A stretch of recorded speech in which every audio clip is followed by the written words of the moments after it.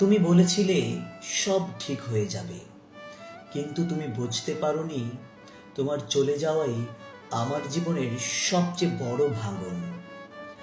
আজকে যদি তুমি জানতে তোমার অভাব আমার জীবনে কতটা গভীর কষ্ট জন্ম দিয়েছে, তাহলে হয়তো তুমি কখনোই আমাকে ছেড়ে যেতে না।